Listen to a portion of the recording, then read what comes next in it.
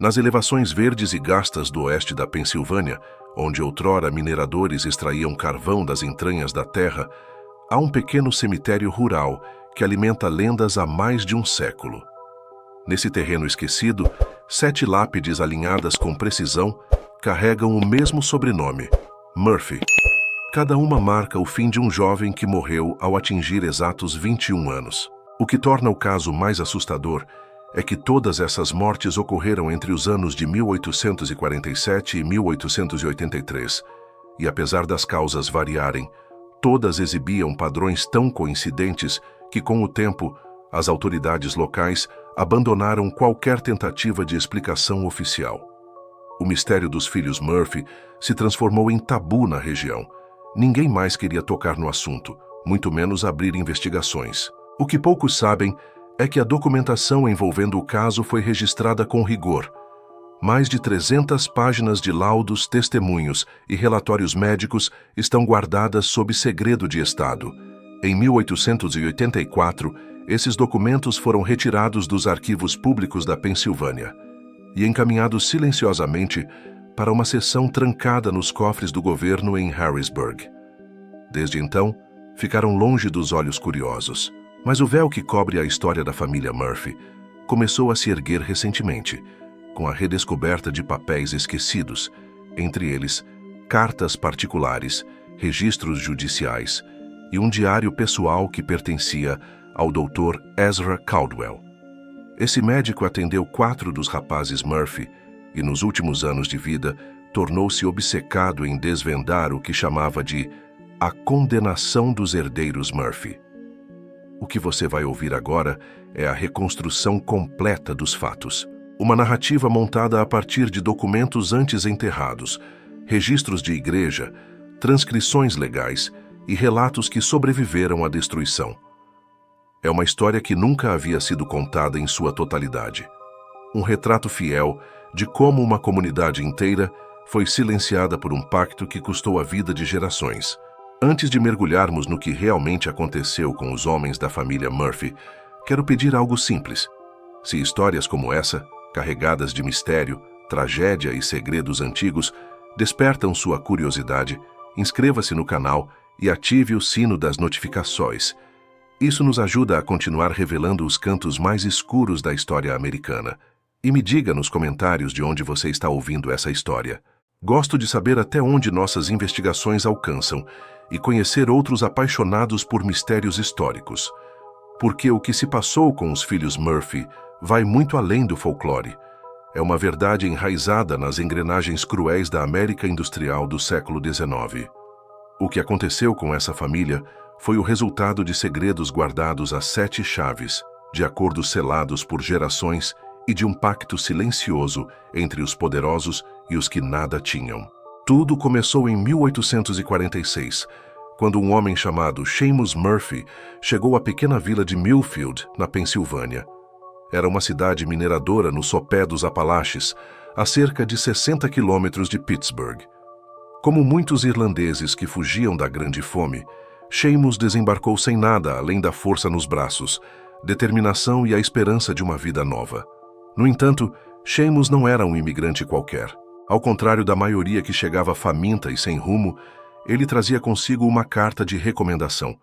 O remetente era um benfeitor desconhecido na Irlanda, que não só custeou sua passagem, como já havia providenciado seu emprego junto à poderosa Keystone Coal and Iron Company.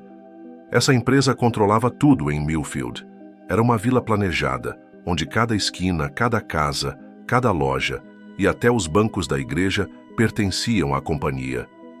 Millfield era uma típica cidade fantasma em formação. Todas as residências de madeira tinham o mesmo tom acinzentado. A economia inteira girava em torno dos poços de mineração. Mais de 800 homens trabalhavam sob a terra em túneis que serpenteavam os montes próximos. Tudo pertencia a Keystone: o comércio, a escola, a igreja, o hospital e, claro, os terrenos do cemitério. Viver ali era estar dentro de um mundo fechado, onde cada decisão vinha de cima. A diferença de Millfield em relação a outras cidades industriais da época era seu processo seletivo. A Keystone não contratava pessoas aleatórias. Ela buscava famílias inteiras vindas de regiões específicas da Europa, muitas em crise econômica ou conflitos políticos. Esses grupos eram cuidadosamente escolhidos para o que a empresa chamava, em documentos internos, de programa de assentamento, um pacote de moradia, trabalho e subsistência que prometia segurança em troca de lealdade incondicional. Seamus, com seus 28 anos, era mais velho que os demais recém-chegados e trazia na pele as marcas da vida difícil que levara até então. Além disso, Seamus tinha dons raros entre os imigrantes. Sabia ler e escrever fluentemente em inglês e gaélico. Essas habilidades logo chamaram a atenção de Josiah Bentley, o diretor de operações da Keystone. Bentley era um homem magro, meticuloso e conhecido por ter transformado a empresa em uma das mais lucrativas do estado, graças ao que chamava de gestão moderna da força de trabalho. Em menos de um mês, Seamus foi promovido do subsolo para os escritórios da companhia, onde passou a cuidar dos livros de contabilidade. Isso o afastou da poeira das minas, mas o colocou no centro do controle que a empresa exercia sobre todos. Os livros que ele mantinha não serviam apenas para registrar pagamentos. Eles acompanhavam dívidas nas lojas da companhia, frequência às missas, rendimento dos filhos nas escolas e até as opiniões políticas dos empregados. Foi nesse ambiente sufocante, entre folhas manchadas de carvão e segredos alheios, que Seamus conheceu Margaret O'Connell. Margaret era filha de Dermot O'Connell, um dos primeiros irlandeses trazidos pela Keystone, e trabalhava como costureira para as esposas dos supervisores. Sua educação era surpreendente. Havia aprendido latim e inglês com freiras ainda na Irlanda, antes da imigração. Inteligente e observadora, logo percebeu que havia algo estranho na estrutura de Millfield. Ela e Seamus se apaixonaram rapidamente. O relacionamento foi intenso e prático. Além do afeto que cresceu entre eles, ambos sabiam que um casamento traria estabilidade num lugar onde a sobrevivência exigia alianças. Casaram-se no outono de 1846, numa igreja católica modesta. Havia mais de 200 convidados. O padre McKenna celebrou a cerimônia, um homem cujos sermões sempre destacavam a importância da submissão, da fé e de aceitar o destino que Deus reservava a cada um. Margaret era bela e de aparência marcante, com longos cabelos negros e olhos cinzentos como o céu de tempestade. Mas foi sua inteligência afiada que mais atraiu Seamus. Juntos, eles começaram a notar que seu progresso rápido dentro da vila vinha com regras implícitas. A casa que receberam na Rua Elm era confortável, mas as visitas eram monitoradas, as conversas vigiadas e tudo que se falava entre paredes parecia, de alguma forma, chegar aos ouvidos errados. Nada era realmente privado. Na primavera seguinte, Margaret engravidou do primeiro filho. Com algum dinheiro guardado, Seamus tentou comprar um terreno fora do núcleo urbano, onde queria construir uma casa longe da influência direta da empresa. Mas ao chegar ao escritório de terras, recebeu um contrato adicional. A compra estava condicionada à garantia de que seus filhos entrariam automaticamente no programa de assentamento da Keystone ao completarem 21 anos. A gestação de Margaret foi difícil desde o início.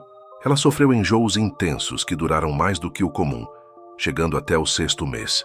Mais perturbadoras ainda eram as visões recorrentes que a assombravam durante a noite.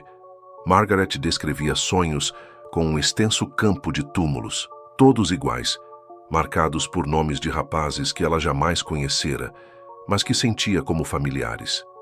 O médico da cidade, Dr. Ezra Caldwell, único profissional de saúde em Millfield, receitou repouso e láudano, mas em seu diário pessoal, escreveu que já havia tratado outras mulheres, esposas de funcionários da empresa em cargos sensíveis, com sintomas parecidos e sonhos igualmente inquietantes.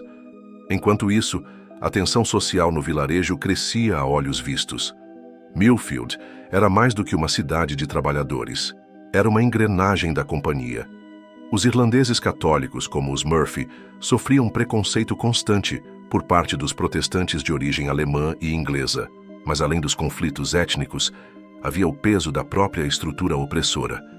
A vida dos mineradores era controlada por completo. Os salários vinham em vales que só podiam ser usados nas lojas da Keystone, o que mantinha todos endividados para sempre. Havia ainda algo mais cruel. Um sistema de promoção que recompensava aqueles que obedeciam sem questionar e punia os que demonstravam iniciativa. Trabalhadores que ousavam organizar sindicatos ou criticar as condições eram expulsos, agredidos ou simplesmente desapareciam. Muitos acreditavam que os bosques ao redor de Millfield escondiam mais do que árvores. Escondiam corpos e verdades inconvenientes. Circulavam boatos entre os irlandeses de que certas famílias que tentaram sair da cidade foram impedidas por emaranhados legais, dívidas emergenciais e até doenças súbitas. A sensação era de que ninguém deixava Millfield por vontade própria, só quando a Keystone permitia. Foi nesse ambiente carregado que o primeiro filho de Margaret nasceu, forte e saudável, no verão de 1847. Deram-lhe o nome Patrick, como o avô paterno. Contudo, mesmo em seus primeiros dias de vida, Patrick parecia carregar algo sombrio. O destino daquele menino já estava selado muito antes de seu nascimento, preso a acordos que seus pais nem compreendiam por completo. O tempo passou, e 21 anos depois, em 15 de março de 1868, Patrick Murphy completaria seu aniversário fatal. Naquela manhã, o inverno ainda persistia nas montanhas. A névoa carregava o cheiro de fumaça e de metal queimado, sinal de tempestade se aproximando. Seamus preparava uma comemoração modesta para o filho na taverna McBride, um dos poucos estabelecimentos que aceitavam católicos irlandeses sem restrições. Mas Patrick parecia estranho desde cedo. Vestia-se calado, pálido, quase febril. Sentou-se à mesa da cozinha sem tocar no prato. Margaret tocou sua testa, preocupada. "Você está com aparência doente, meu filho", disse ela. "Fique em casa hoje." Mas Patrick recusou com firmeza. Herdara do pai a teimosia e o semblante firme. Havia sido recentemente promovido a supervisor de turno na galeria mais profunda da mina e sabia que, se faltasse, principalmente no próprio aniversário, levantaria suspeitas. Pontualmente às 6 da manhã, Patrick e seu grupo desceram pela entrada do poço número 7, conhecido como o mais instável e perigoso da região, mas também o mais lucrativo. A equipe era composta por 12 homens, quase todos irlandeses, com alguns alemães que conquistaram seu lugar a duras penas. A galeria onde trabalhavam ficava a mais de 120 metros de profundidade. Exatamente às 14h17 daquela tarde, a mina foi sacudida por uma explosão violenta. O estrondo reverberou por toda Millfield. Janelas tremeram. Mulheres correram para a rua com o rosto desfigurado pelo medo. Acidentes eram comuns em mineração, mas esse teve características muito incomuns. O impacto foi restrito a um ponto específico da mina, sem provocar desabamentos em cadeia. 3 horas depois, os socorristas conseguiram alcançar os operários. 11 deles estavam feridos, inconscientes, lançados contra as paredes pelo impacto. Mas Patrick foi encontrado no centro do epicentro da explosão, deitado como se estivesse em repouso. Nenhuma queimadura, nenhum ferimento visível. O Dr. Caldwell, que fazia parte da equipe de emergência, escreveu em seu diário que a morte de Patrick ocorreu por falência repentina das funções vitais no exato momento do estouro, não por trauma direto. Quando os feridos recobraram a consciência, todos relataram a mesma cena. Patrick interrompeu uma conversa no meio da frase, olhou para seu relógio de bolso e sorriu. "O tempo acabou", teria dito. Logo em seguida, o clarão da explosão tomou o túnel. 3 dias depois, ao preparar o corpo para o enterro, Margaret encontrou um envelope no bolso do casaco do filho. Era uma carta escrita por ele próprio, com data de 2 semanas antes. O conteúdo era perturbador. Instruções precisas para seu funeral e uma lista de pertences que deveriam ser distribuídos entre os irmãos. No fim da carta, ele escreveu: "O primeiro pagamento foi feito. A dívida segue com meus irmãos." A Keystone declarou que Patrick havia causado a explosão por negligência. embora nunca tenham conseguido explicar como um único homem poderia provocar tamanha destruição com tanta precisão. A empresa ofereceu uma compensação simbólica à família e lacrou o relatório técnico do incidente, alegando sigilo para preservar as operações. Mas o Dr. Caldwell manteve suas próprias anotações, e nelas registrou uma convicção inquietante. Aquela morte não fora um acidente, mas a primeira de uma série de rituais disfarçados, selados por um pacto antigo. E como ele previa, 5 anos depois, a tragédia se repetiria com outro filho, Murphy. A morte de Patrick mergulhou a família Murphy em uma névoa de dor que parecia nunca se dissipar. Mas como toda tragédia que se prolonga, a rotina de Millfield logo voltou a seguir seus trilhos, sempre em direção ao trabalho, à obediência e ao silêncio. Sheamus refugiou-se na papelada dos escritórios da Keystone com uma fúria silenciosa, como se os números e colunas dos livros contábeis fossem capazes de afastar as perguntas que o assombravam à noite. Margaret, por sua vez, definhava a olhos vistos.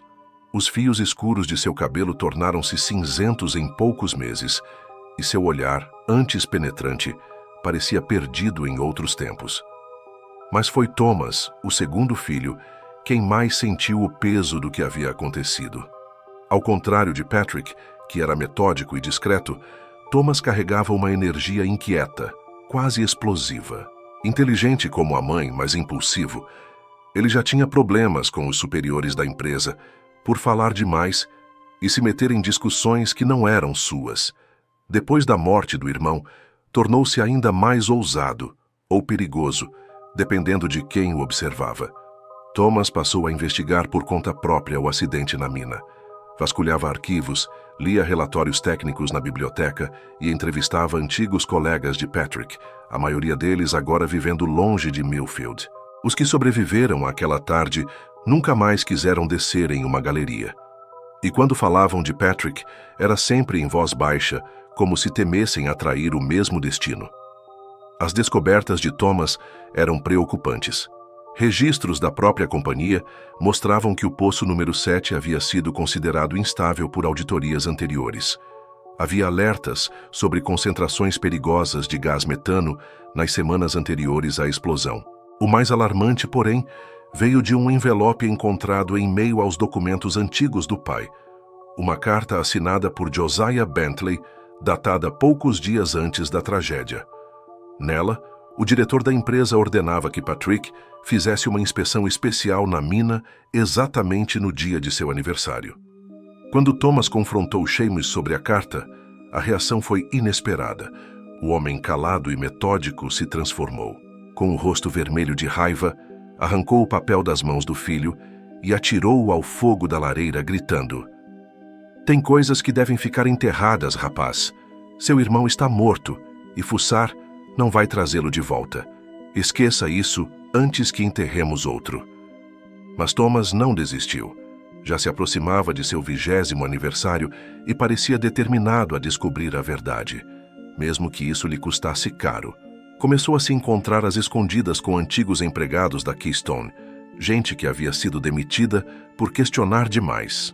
Dessas conversas emergia um retrato ainda mais sombrio da empresa. Havia menções a acordos secretos com famílias influentes e a um tipo de contrato de sangue, pactos assinados há décadas, nos quais certas famílias teriam de oferecer seus filhos ao completarem 21 anos. Esses acordos, segundo os relatos, garantiam benefícios para as famílias e tranquilidade para a empresa. E mais, os assassinatos eram sempre disfarçados de acidentes ou causas naturais. Nunca chamavam atenção. Sempre aconteciam no aniversário do jovem, como se alguém estivesse cobrando uma dívida antiga com pontualidade cirúrgica. Conforme se aproximava de seu 21º ano, Thomas passou a agir de forma estranha. Dormia pouco, andava armado. Dizia que estava sendo seguido pelas ruas da vila. Margaret certa vez o encontrou na janela do quarto, bem antes do amanhecer, com o rosto pálido e os olhos fixos no horizonte. "Eles vêm me buscar, mãe", murmurou sem virar o rosto, "mas eu não vou facilitar." Margaret tentava atribuir os temores do filho à dor do luto, mas no fundo sabia que havia algo real por trás daquele medo. Na véspera de seu aniversário, ela se trancou no quarto com velas e terços, rezando até a exaustão. Mas nem todas as preces do mundo poderiam prepará-la para o que viria com o amanhecer. O dia 22 de março de 1873 nasceu envolto por uma névoa tão espessa que parecia separar Millfield do resto do mundo. A cidade estava em silêncio, como se até os sons se escondessem. Diferente do irmão, Thomas decidiu não ir ao trabalho. Em vez disso, se trancou na torre do sino da igreja de São Miguel, de onde podia observar todos os acessos da cidade. Armado com o antigo rifle de caça do pai, bloqueou a escadaria com bancos pesados e se preparou para enfrentar o que quer que viesse. Foi o padre O'Malley quem o encontrou ali, durante as orações matinais. Thomas estava abatido, magro, com olheiras profundas e a roupa folgada no corpo.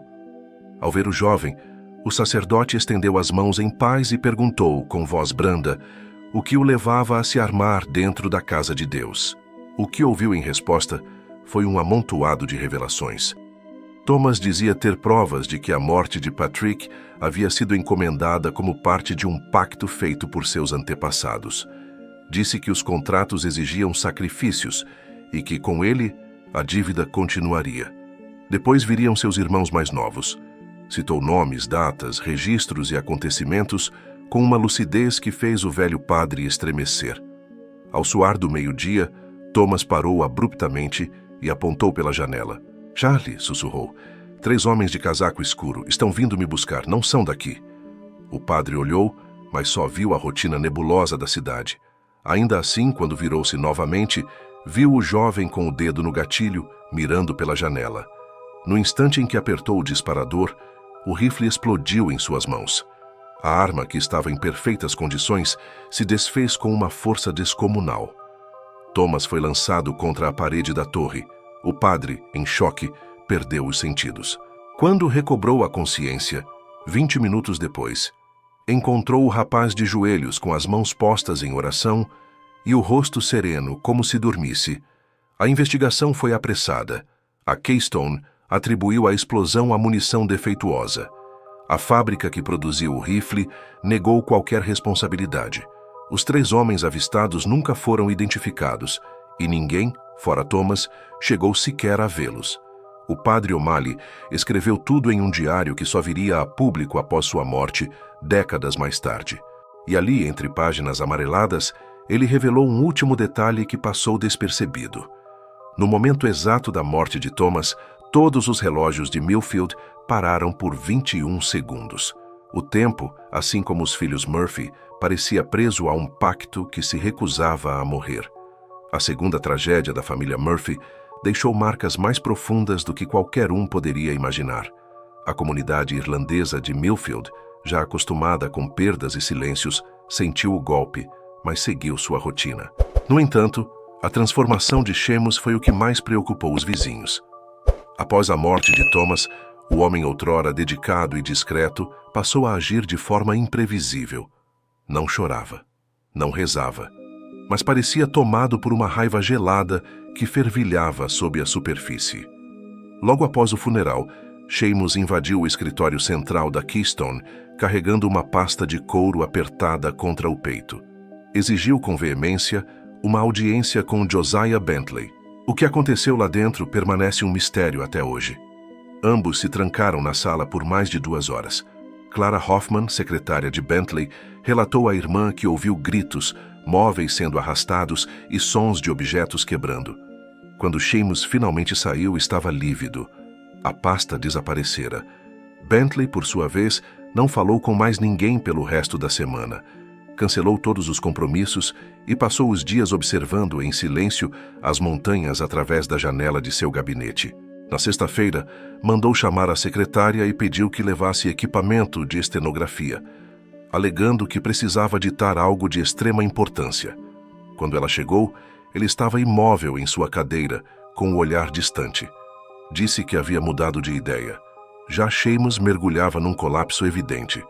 O funcionário exemplar passou a errar contas simples nos livros, bebia cada vez mais e se tornava ríspido com os colegas. Em público, murmurava frases estranhas sobre o preço do progresso e advertia os demais imigrantes a desconfiarem de ofertas generosas demais. Seus discursos desconexos assustavam os mais prudentes. Margaret, por sua vez, desviava seu luto em outra direção, a investigação. Todas as tardes ela ia ao cemitério da cidade, não apenas para rezar pelos filhos, mas para examinar lápides. Começou a anotar nomes, idades, datas. Descobriu um padrão assustador. Jovens que haviam morrido exatamente aos 21 anos, todos ligados de alguma forma a Keystone. E todos após serem promovidos ou receberem novas funções especiais da empresa. Havia o caso de Johann Steiner, filho de imigrantes alemães, morto em 1859 após cair de um andaime, embora fosse conhecido por sua habilidade e equilíbrio. Outro exemplo era Pietro Rossini, prensado por um vagão de mina em 1864, apesar de ter feito a inspeção de segurança do equipamento naquele mesmo dia. E havia ainda Edward Flanagan, afogado em um riacho raso em 1871, mesmo sendo nadador experiente. Cada família foi indenizada generosamente, valores acima do normal. E em cada uma dessas mortes, Margaret encontrou algo em comum. Cartas escritas antes do falecimento, com tons de despedida ou menções a pressentimentos. Nenhuma dessas coincidências fora levada em conta pelas investigações oficiais, mas ela sabia que não se tratava de acaso. Enquanto isso, o terceiro filho dos Murphy, Michael, então com 19 anos, iniciava sua própria busca por respostas. Ele vasculhou os cantos esquecidos da igreja de São Miguel e descobriu um pequeno baú escondido no porão. Ali dentro havia documentos que mudariam tudo. Tratava-se de contratos antigos, com linguagem arcaica e termos em latim, datando do início das operações da Keystone na região. O mais estarrecedor, entre as assinaturas, constava o nome do próprio avô de Seamus, sugerindo que ele havia chegado à Pensilvânia décadas antes da família oficializar sua imigração. Os papéis estabeleciam compromissos de longo prazo com a companhia. Mas o que mais gelou o sangue de Michael foi uma cláusula repetida em todos os documentos. Uma exigência de tributo de sangue por parte dos descendentes, a ser cumprido no 21º aniversário do primogênito. Esses termos garantiam, em troca, segurança, moradia e proteção para os demais membros da família, contanto que cumprissem o acordo por gerações. A morte era o pagamento. O restante vivia sob proteção. Michael, apavorado e fascinado, levou os papéis para casa e os apresentou aos pais em uma noite de dezembro de 1873. O vento assobiava pelas frestas da cabana quando os documentos foram estendidos sobre a mesa da cozinha. A reação de Seamus foi imediata. Num acesso de fúria, derrubou os papéis no chão e começou a rasgá-los, gritando em gaélico e inglês.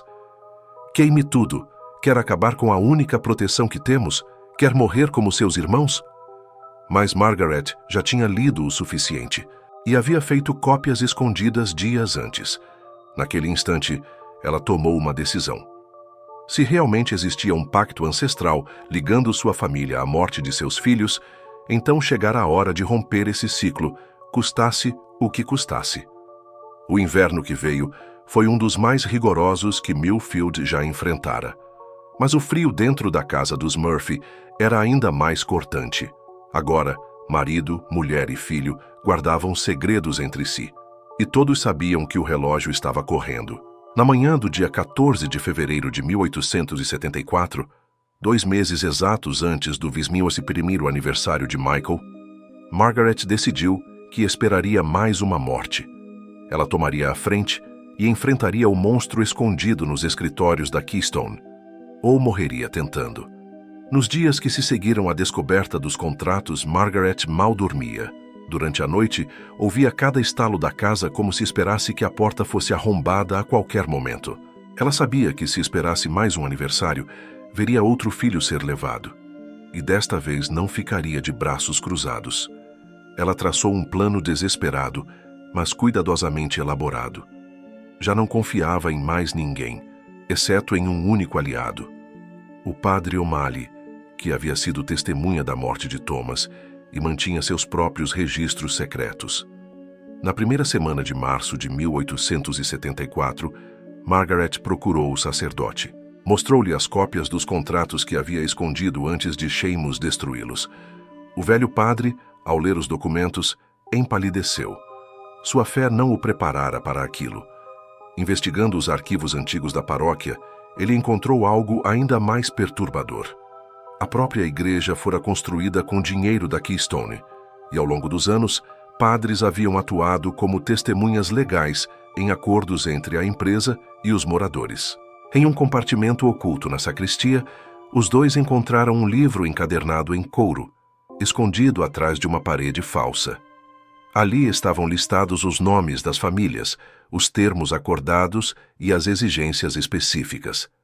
Cada família deveria oferecer um sacrifício espiritual, e no caso dos Murphy, o compromisso era explícito: 7 filhos homens, 1 a cada geração. O próprio Seamus, conforme revelava a caligrafia do avô, havia sido incluído na linhagem antes mesmo de ter consciência disso. Diante de tantas provas, Margaret e o padre traçaram uma estratégia. Denunciar o esquema às autoridades de fora de Millfield, longe da influência da empresa. Mas precisavam de mais testemunhos. Reuniram familiares de outros rapazes mortos aos 21 anos e expuseram suas descobertas. Muitos hesitaram. Alguns se recusaram a acreditar. Outros, aterrorizados, pediram sigilo absoluto. A rede de silêncio da Keystone era profunda e bem guardada. Enquanto isso, Michael se recusava a se esconder. Quando soube do plano da mãe, reagiu com indignação. Dizia que não fugiria como um covarde, que enfrentaria a empresa cara a cara, exigindo que o libertassem do pacto maligno que havia consumido seus irmãos. Margaret implorou para que ele esperasse. Mas Michael, corajoso e impulsivo, decidiu agir por conta própria. Na manhã de 3 de março, pouco antes de seu aniversário, ele se apresentou nos escritórios da Keystone. Carregava consigo uma cópia do contrato original de seu avô. Pediu uma reunião com Josiah Bentley e os demais diretores. O que aconteceu ali foi descrito por testemunhas como uma cena de puro terror. Bentley, ao ver o documento, ficou lívido. Começou a balbuciar palavras desconexas, como se estivesse rezando em uma língua morta. Seu olhar tremia, como se esperasse que algo invisível irrompesse pelas janelas. Os demais membros da diretoria, liderados por Ezra Caldwell, primo do médico, mas atuando como advogado da empresa, mantiveram a frieza. Após se reunirem às pressas, ofereceram a Michael uma proposta final. Em troca de seu silêncio, a família Murphy estaria livre de obrigações futuras. Receberiam dinheiro suficiente para recomeçar a vida em outro lugar. Mas o acordo era irrevogável.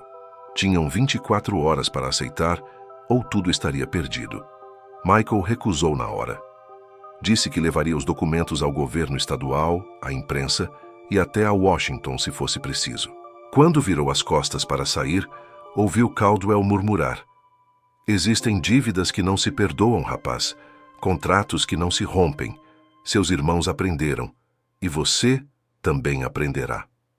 Naquela noite, enquanto voltava para casa, Michael percebeu que era seguido. 3 homens vestindo casacos escuros caminhavam lentamente atrás dele, mantendo distância.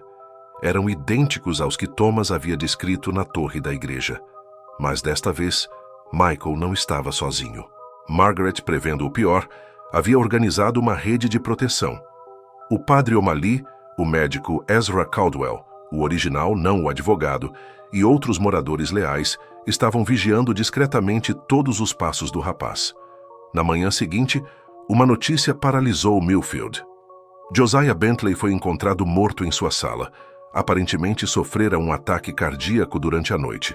Seu corpo estava largado sobre a escrivaninha, com a mão direita agarrando uma carta inacabada que começava com as palavras: "Os contratos devem ser encerrados, antes de se perderem rabiscos ilegíveis." A morte de Bentley foi o início do colapso da conspiração. Com o chefe da empresa fora de cena, os demais diretores entraram em pânico. Alguns fugiram da cidade, outros começaram a falar. Confessaram a existência de um sistema de servidão hereditária, usado para manter as famílias imigrantes sob controle. Disfarçavam mortes como acidentes e ofereciam benefícios apenas às famílias que mantinham silêncio e obediência. Os assassinatos, embora encobertos, eram friamente calculados. Patrick fora morto por uma explosão planejada. Thomas, por um cartucho adulterado. Os demais, por métodos distintos, mas todos pensados para parecer fatalidades. Mas o ponto de virada veio quando o médico Caldwell abriu seus registros particulares ao público. Em seu diário, ele descrevia como fora coagido a assinar atestados falsos e forjar causas de morte. Revelava os nomes dos assassinos contratados, homens que viajavam entre cidades industriais fazendo limpezas silenciosas para empresas como a Keystone. Michael Murphy, com apoio do padre e da comunidade, chegou vivo ao seu 22º aniversário. O primeiro homem da família a romper o ciclo. Mas o preço por isso ainda seria alto. A revelação pública do sistema secreto de pactos de sangue causou um terremoto em Millfield. E como toda estrutura construída sobre medo, sua queda foi acompanhada por violência. A família Murphy, agora vista como traidora por uns e heróica por outros, passou a ser alvo de ataques abertos e velados. Começaram a chegar bilhetes anônimos, ameaças veladas e ruídos noturnos em torno da casa. A resposta foi imediata. A retaliação daquilo que Margaret sempre temera, uma rede de poder que não aceitava ser exposta. Na semana seguinte à morte de Josiah Bentley, a casa dos Murphy foi vandalizada 2 vezes. Portas arrancadas, janelas quebradas, palavras ameaçadoras rabiscadas nas paredes com carvão. Seamus foi demitido sem explicação oficial. A loja da vila, antes amigável, recusava-se a vender comida à família. Até os vizinhos mais próximos começaram a evitar qualquer contato, como se temessem se contaminar com o destino dos Murphy. A situação piorou quando outras famílias que haviam concordado em testemunhar também começaram a sofrer. Algumas tiveram suas casas incendiadas durante a madrugada. Poços de mina cederam misteriosamente sobre trabalhadores específicos, e em pelo menos 3 casos, testemunhas sumiram sem deixar rastro, como se tivessem sido apagadas. O recado era claro: quem falasse sobre os contratos pagaria com a vida. A própria igreja de São Miguel não escapou. No início de abril, um incêndio devastou o prédio inteiro. O padre O'Malley só escapou por estar doente e hospedado na casa de um paroquiano naquela noite. A causa oficial foi atribuída a um defeito no fogão da cozinha, mas ninguém acreditou nisso. O incêndio foi o golpe final. O padre, traumatizado e temendo por sua vida, foi transferido para uma paróquia em Filadélfia, levando consigo cópias dos documentos que ajudara Margaret a reunir. Jamais voltaria a mencionar o que viu em Millfield. Poucos dias depois, o Dr. Ezra Caldwell foi encontrado morto em sua clínica. Oficialmente, ele havia cometido suicídio por overdose de láudano. Deixou uma carta confessando sua culpa por ter mentido sobre as mortes dos rapazes, dizendo que não suportava mais o peso do remorso. Mas seus amigos mais próximos duvidaram. Ele havia preparado sua agenda para testemunhar perante uma comissão estadual. Estava calmo, determinado. Nada indicava uma mente prestes a se destruir. Sua morte foi interpretada por muitos como a queima de uma peça-chave do quebra-cabeça. Na primavera de 1874, a família Murphy estava encurralada. Seamus foi brutalmente espancado em uma estrada nos arredores da cidade. Margaret passou a adoecer com frequência, vítima de um mal misterioso que nenhum médico conseguia identificar. Era como se seu corpo estivesse sendo lentamente envenenado. Brandon, o mais jovem dos filhos, com apenas 14 anos, passou a ser perseguido na escola. Crianças o insultavam. Adultos o olhavam com desprezo. A cidade inteira parecia pronta para expulsá-los à força. Com todos os caminhos bloqueados, a única saída foi fugir. Margaret, com a ajuda de antigos aliados do movimento trabalhista, conseguiu negociar discretamente uma compensação financeira em troca do silêncio futuro da família. Não era muito, mas o suficiente para comprar bilhetes de trem para o outro lado do país. O destino escolhido foi o território de Oregon, um lugar ainda longe da influência das companhias do leste. No meio do verão de 1874, os Murphy deixaram Millfield em segredo, na calada da noite. Levaram apenas 2 malas. Deixaram para trás seus pertences, seus mortos e o passado. Ao subirem no trem, Margaret não olhou para trás. Ela sabia que, se o fizesse, talvez não tivesse coragem de continuar. Aquela era a única chance de romper a corrente. A viagem foi longa e difícil. A travessia do país no século XIX era exaustiva, cheia de escalas, desconforto e medo constante. Em cada estação, Seamus vigiava os arredores como um cão farejando caçadores. Margaret agarrava os filhos com força, como se o simples toque pudesse protegê-los. Não dormiam, não conversavam, apenas esperavam. Quando chegaram ao destino, instalaram-se em uma vila chamada Cedar Falls, nos Montes Cascade, a cerca de 100 quilômetros de Portland. A cidade era simples, sustentada pela indústria madeireira. Mas ali não havia companhia controlando salários, igreja, escola ou cemitério. Pela primeira vez em anos, os Murphy sentiam que talvez estivessem livres. Michael, o filho sobrevivente, casou-se com uma jovem local chamada Sarah Donnelly em 1876.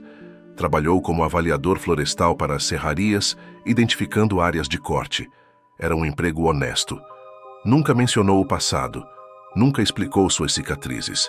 Tiveram 3 filhos, 2 meninas e um menino, a quem deram o nome de Patrick, em homenagem ao irmão morto. Brandon, o mais novo, também cresceu em paz. Tornou-se professor e depois diretor da escola. Era respeitado e querido. Nenhum infortúnio o atingiu em sua juventude. No dia em que completou 21 anos, em 1880, a família mal respirou. Mas o dia passou em silêncio. Nenhuma morte, nenhuma visita. Nada. Margaret chorou pela primeira vez em anos. Talvez tivessem finalmente vencido. Mas como sempre acontecia na história dos Murphy, a calmaria era apenas aparente. Em 1885, quando o jovem Patrick, neto de Seamus, completou 16 anos, os pesadelos começaram. Sonhava com túmulos, com relógios parando, com nomes riscados em sangue. E o mais inquietante, começou a investigar por conta própria os segredos da família. Patrick, o neto, tinha herdado mais do que o nome do tio morto. Ele trazia no sangue a inquietação dos Murphy e uma intuição afiada. Desde a adolescência, começou a sentir que havia algo errado na história de sua família.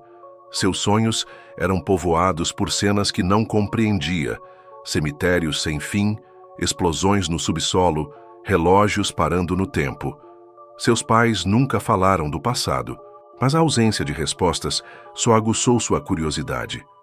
Ao completar 16 anos, começou a buscar informações por conta própria. Vasculhou arquivos, falou com ativistas trabalhistas e, através de contatos de seu avô Michael, conseguiu acesso a registros de antigos processos e investigações ligadas a Keystone Coal and Iron. O que encontrou foi estarrecedor. A história dos contratos de sangue não era um caso isolado. Havia outras famílias, outras cidades, outras companhias usando os mesmos métodos para manter trabalhadores sob controle. Essas práticas continuaram mesmo depois da queda da Keystone. As empresas se adaptaram, mudaram de nome, usaram novas táticas, mas mantiveram a lógica. Famílias endividadas e leais eram recompensadas, enquanto filhos rebeldes ou curiosos sofriam acidentes. Patrick descobriu que algumas dessas famílias ainda estavam presas a contratos informais, obrigações herdadas que jamais foram rompidas legalmente. E mesmo quando migravam para outras regiões, os rastros seguiam com elas. As investigações do jovem chamaram atenção. Cartas anônimas começaram a chegar, alertando-o a parar. Pessoas que antes o ajudavam passaram a se afastar. Seu pai, Michael, notou o padrão. Já havia vivido aquilo. Voltou a ter os mesmos pressentimentos que sentira em 1873. Começou a perceber figuras estranhas rondando Cedar Falls. Uma carroça parada demais.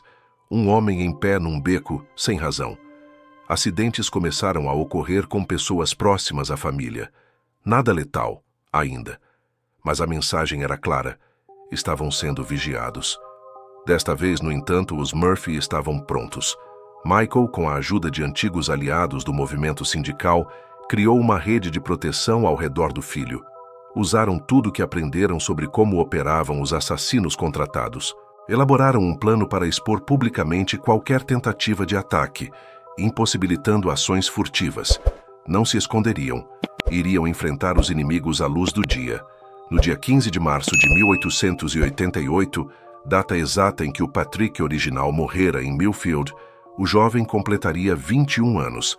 A cidade inteira sabia, e nesse dia, os Murphy organizaram um evento público no centro da cidade, uma manifestação contra os abusos das indústrias e em favor da liberdade dos trabalhadores. Havia jornalistas de 3 jornais diferentes, 50 homens armados entre lenhadores, sindicalistas e mineiros estavam presentes. E então eles vieram. 3 homens de casacos escuros, de aparência urbana demais para a região. Se aproximaram devagar, tentando se infiltrar na multidão. Mas foram imediatamente cercados e dominados. Não reagiram. Sob interrogatório, revelaram nomes, contratos, empregadores. Confessaram que haviam sido enviados para executar a etapa final de uma obrigação antiga. As confissões desencadearam investigações em larga escala. Descobriu-se que o esquema da Keystone não era único. Outras 12 companhias em diferentes estados usavam práticas semelhantes. Famílias inteiras presas por gerações a dívidas e pactos implícitos foram libertas quando os documentos vieram à tona. Empresários foram presos, contratos anulados. O sistema que por décadas operara nas sombras finalmente ruía sob a luz da verdade. Em 1889, um tribunal federal invalidou todos os acordos do tipo, declarando-os inconstitucionais e ilegais. A decisão teve impacto nacional, servindo de base para reformas trabalhistas que protegeriam futuras gerações da escravidão, disfarçada em servidão contratual. Os Murphy, enfim, estavam livres, e com eles, centenas de outras famílias. Patrick Murphy Jr. viveu para ver seus filhos crescerem sem medo. Tornou-se um símbolo de resistência. O nome Murphy, antes associado a tragédias inexplicáveis, passou a representar coragem, denúncia e transformação. Em Cedar Falls, seu aniversário virou data de celebração. Os moradores relembravam o dia em que a cidade enfrentou um sistema inteiro de opressão e venceu. Os 7 túmulos em Millfield permaneceram como cicatrizes do passado, mas agora eram visitados por estudiosos, ativistas e descendentes. Margaret, antes vista como uma mãe desesperada, passou a ser lembrada como uma pioneira. Dr. Caldwell, mesmo morto, teve seus diários publicados, revelando os bastidores da conspiração e ajudando a salvar vidas em outras regiões. A própria cidade de Millfield não sobreviveu. Com a falência da Keystone em 1875, os moradores foram embora. Restaram apenas ruínas, trilhos enferrujados e pedras cobertas de mato. O cemitério se tornou uma ilha de memória, onde o vento contava histórias que o tempo se recusava a apagar. Mas a história dos Murphy continuou. Era contada em escolas, citada em debates parlamentares, estudada em universidades. Tornou-se um exemplo de como a injustiça pode ser perpetuada por gerações, e de como ela pode ser enfrentada, mesmo por aqueles que nasceram condenados. O horror vivido pelos Murphy não era sobrenatural, era humano, frio, calculado. Um lembrete de que as piores monstruosidades não nascem de maldições, mas da ganância de quem se julga acima da lei, e que, às vezes, romper um pacto exige não só coragem, mas também sangue, dor e a vontade de dizer basta, mesmo que isso custe tudo.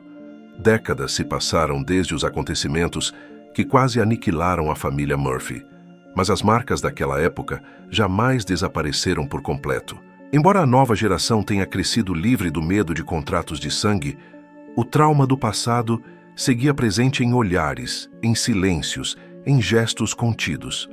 O que começou com imigrantes irlandeses buscando apenas uma vida melhor tornou-se uma luta épica contra um sistema construído sobre a exploração dos mais frágeis. As 7 lápides em Millfield permanecem de pé, cobertas por musgo e esquecidas por muitos. Mas há quem as visite, quem estude os registros, quem conte a história em salas de aula, reuniões sindicais ou em textos como este. Elas são monumentos de um passado brutal, mas também símbolo da vitória sobre ele. Os jovens ali enterrados perderam suas vidas, mas através deles, centenas de outras foram salvas. O diário do Dr. Ezra Caldwell, publicado anos após sua morte, foi usado como base para processos, reformas e medidas de segurança em Minas por todo o país. Seus relatos detalhados sobre os métodos usados para matar os rapazes, explosões controladas, sabotagens de armamentos, envenenamentos sutis, revelaram o funcionamento interno de um sistema de assassinatos silenciosos, operado por empresas que viam pessoas como engrenagens descartáveis. As anotações de Caldwell mostraram ainda que esses crimes não foram exceções, eles seguiam padrões rigorosos. Os assassinos, profissionais treinados para simular acidentes, viajavam de cidade em cidade, ajustando cada morte ao contexto da vítima. Tudo para que as autoridades jamais suspeitassem de que estavam diante de uma execução e não de um infortúnio. A queda da Keystone Coal and Iron arrastou consigo a cidade de Millfield. Em menos de um ano após a morte de Bentley, a empresa decretou falência. Sem o sustento da mina, os moradores abandonaram a região. A escola fechou. O comércio sumiu. A igreja, destruída pelo incêndio, jamais foi reconstruída. O que antes era uma cidade organizada virou um esqueleto entre as montanhas. Hoje, quase nada resta de Millfield. Apenas as fundações de antigas casas, trilhos cobertos de mato e o cemitério silencioso, onde as colinas sussurram nomes esquecidos pelo tempo, mas a história ali enterrada continua viva, contada por aqueles que se recusam a deixar que o passado desapareça sob a terra. A saga da família Murphy nos ensina que a verdadeira maldição não está no sobrenatural, mas na crueldade humana institucionalizada. Os filhos morreram não por feitiçaria ou forças obscuras, mas porque foram vistos como moeda de troca por homens que colocaram o lucro acima da vida. O terror aqui é real, nascido da ganância, da impunidade e da covardia de quem se cala diante da injustiça. Mas também há um ensinamento. A resistência é possível, mesmo quando tudo parece selado, mesmo quando os inimigos são grandes demais. Margaret Murphy, seus filhos, o padre O'Malley, Dr. Caldwell, cada um deles enfrentou o impossível e juntos abriram caminho para mudanças que salvaram outros que vieram depois. Foi um preço altíssimo, mas que deixou um legado duradouro. A história da família Murphy começou com um pacto de desespero feito por um imigrante acreditando que estava garantindo o futuro dos seus, e terminou com uma geração dizendo não, dizendo basta, enfrentando o sistema que havia consumido seus antepassados. Eles não destruíram apenas a Keystone, romperam com uma lógica de servidão que perdurava havia meio século, e por isso essa história merece ser lembrada, porque ainda existem contratos invisíveis sendo assinados, ainda há famílias presas em dívidas, trabalhadores tratados como números, jovens sacrificados em nome de metas e lucros, ainda há cidades em silêncio, dominadas por quem detém o poder, e talvez justamente por isso, histórias como a dos Murphy não sejam apenas do passado. O horror que enfrentaram é o reflexo sombrio do que somos capazes de fazer quando deixamos que a ganância tome o lugar da empatia. É um espelho de um tempo em que os direitos valiam menos que o carvão, o ferro ou o dinheiro. E a lição mais importante é essa: nem sempre o mal veste a forma de monstros ou fantasmas. Às vezes, ele assina contratos, usa terno e se senta atrás de uma mesa com selo corporativo. Você acredita que toda a verdade sobre os Murphy foi realmente revelada? Ou ainda há segredos enterrados sob as ruínas de lugares como Millfield? Deixe seu comentário. E se essa história tocou você de alguma forma, compartilhe. Assine o canal, ative as notificações e ajude a manter viva a memória daqueles que, com sangue e coragem, disseram não ao horror mais terrível de todos, o humano. Nos vemos no próximo vídeo.